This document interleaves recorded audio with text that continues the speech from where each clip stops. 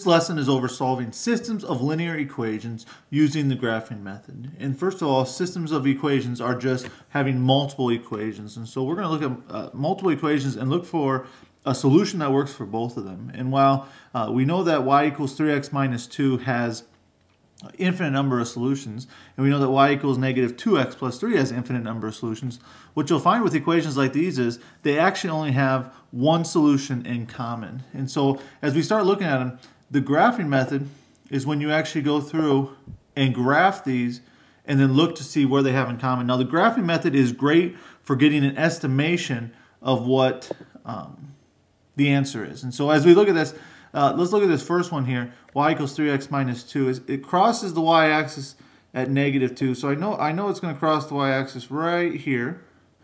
And then I know it has a slope of 3 over 1. So rise over run, it's going to go up 1, 2, 3, and right 1. And so I know it goes through those 2 points right there. And so let's go ahead. Let's make our line for this.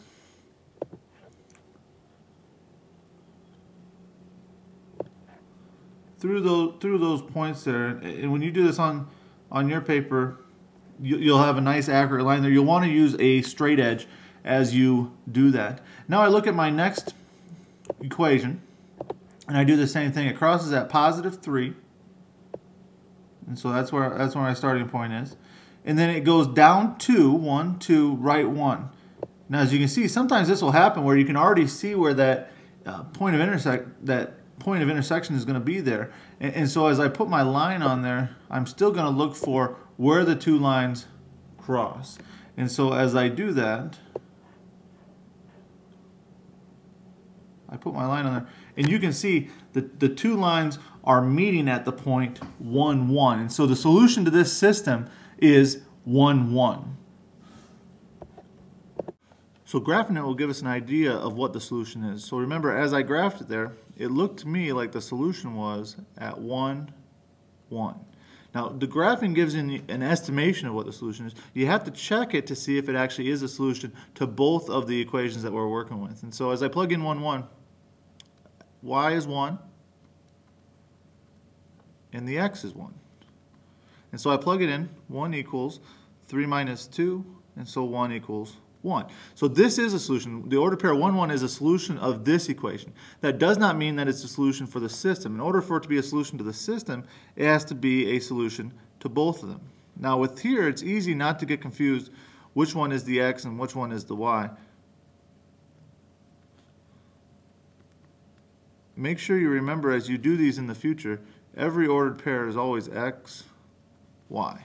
Now, as I went through and did the math here, negative 2 plus 3 was 1, so I also got 1 equals 1. That means it's a solution to this one as well. Since it's a solution for both of them, that means that my overall solution for this system of equations is 1, 1. So I used the graphing method to see that it looks like the two lines meet at 1, 1, and then I checked them algebraically to make sure that that was, in fact, the solution. Okay, let's do one more example over solving systems of linear equations using the graphing method.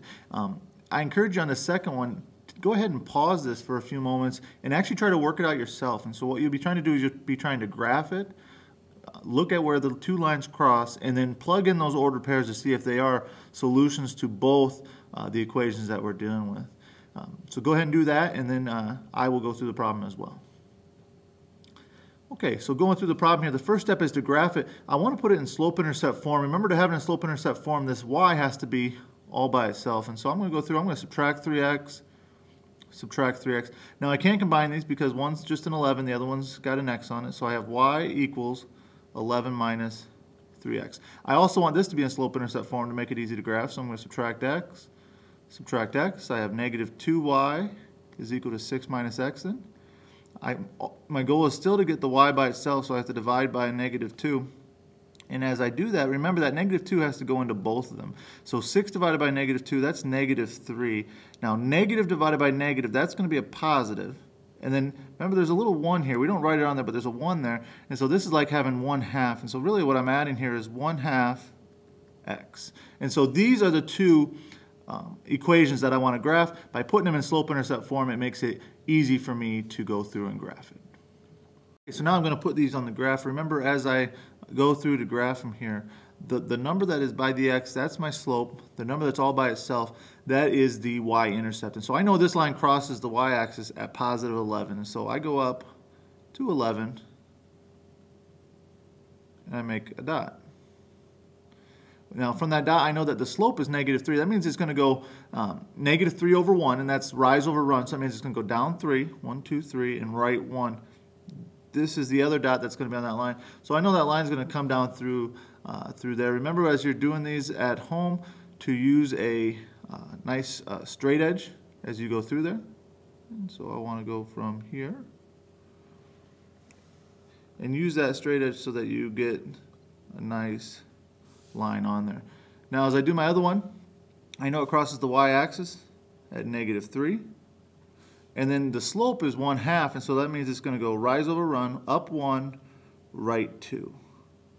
Notice on this slope it was a negative slope, it's coming downhill. On this slope it's a positive slope, it's going uphill. Make sure you always check that so that you're doing your problems correctly. And let's put this line on there.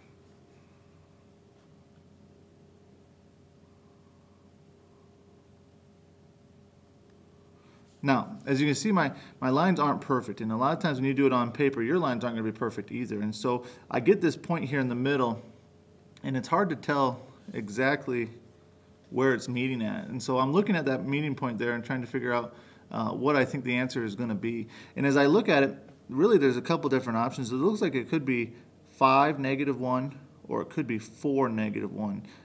It's somewhere in there. So this is giving me that estimation. The answers on this section will come out nicely for you, and so since they'll come out nicely, I know it's going to be one of those two answers. That's where the checking is going to come into play, and so now we need to go ahead and check to see which one of those it is. Remember, if you do a really accurate job, you should have a really good estimation of what it is. Mine was a little bit sloppy, so I wasn't for sure if it was 4, -1 or 5, -1. And so now I need to go through and start checking to see which one of those it is. I'm going to check to see if it's 5, -1 first. Remember, it always goes x and then y, and so my y is -1, and my x is 5. And so as I look at this, I have -1 is equal to 11, and then minus 15. Well, 11 minus 15 is -4. So 5, -1 does not work for this one. If it doesn't work for that one, it means that's not going to be a solution. So that's not the one I want.